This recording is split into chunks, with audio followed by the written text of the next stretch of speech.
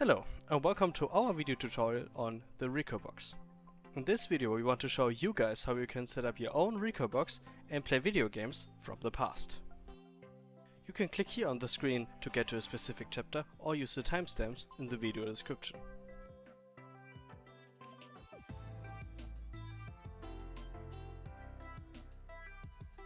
Let's go over all the things we need for this project.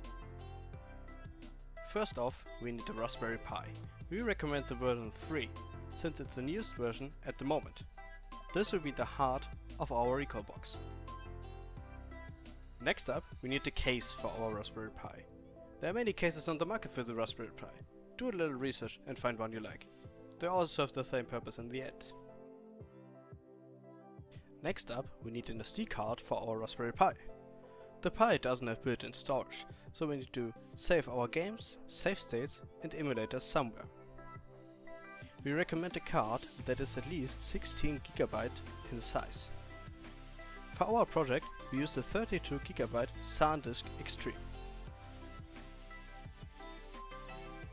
Next up, we need a power supply for our Raspberry Pi. Most power supplies are fine for this kind of project, so you don't need to look out for something special. Last but not least, we need a controller. I will put a link in the video description with all controllers which are currently supported. For our project, we use the normal Xbox 360 controller. We also need two programs for this project. The first program is the XTFS reader by Paragon.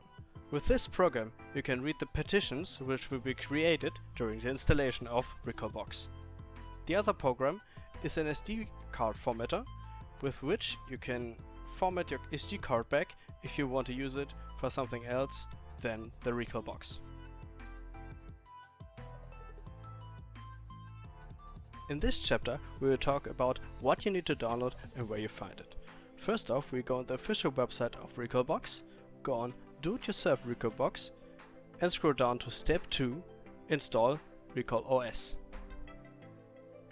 There you will find a GitHub link on which you will click and you will get to the official GitHub site of Recalbox. The current version is Recalbox 4.00 and you need to download this zip file. This can take a moment since the file is about 518 megabytes in size. Just click on save and you will be done. Next up, we need to download XTFS for Windows. This program is not free, it is a test version which will last for 30 days. To download, simply click on Download, scroll down to Free Download, where you will be informed that this is again a test version of the program, and simply click on Download. You can reinstall the program after the 30-day trial is over. Last but not least, we need to download the SD card formatter. The purpose of the program is that you can format your SD card again if you want to use it for something else. Simply scroll down to Download SD card formatter for Windows, click on it, read the license agreement, scroll down, click on Accept, and the download will start.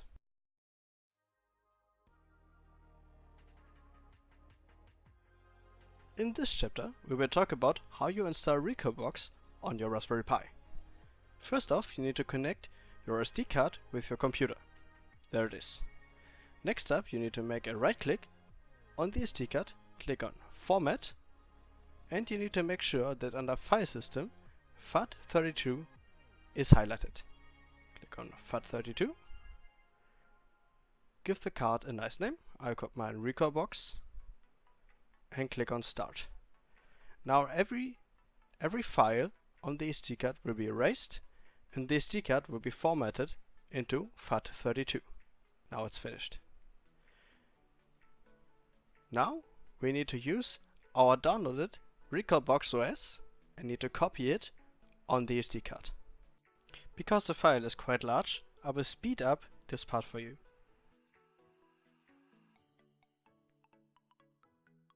Now we need to extract the files out of the zip file. For that I use 7-zip, but you can use every program you like. Because that takes a moment again, I will speed this part up for you yet again.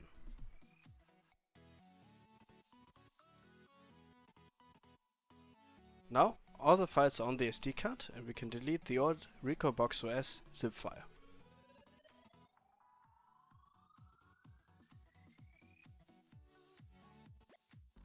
Recalbox is now ready for the installation on the Raspberry Pi.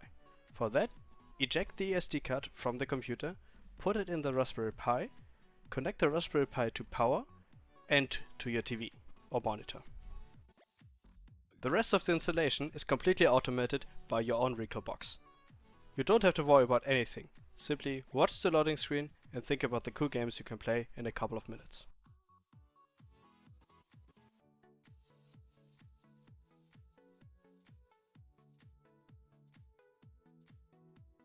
Now the installation is done.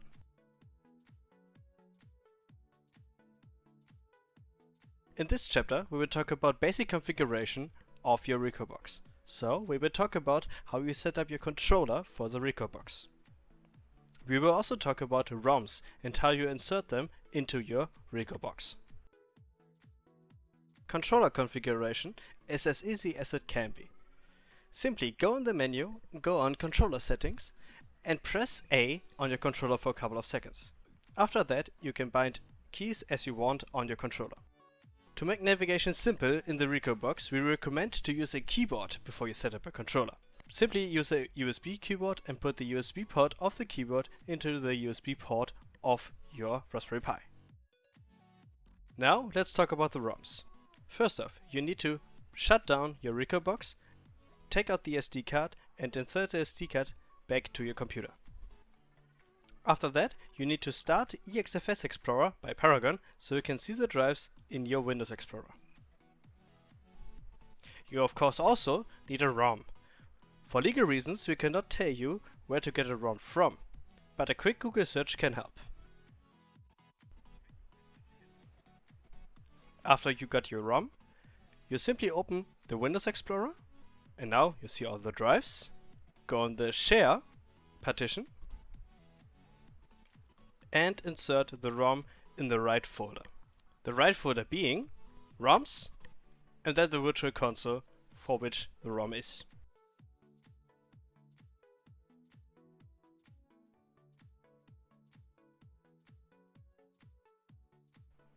And you are done.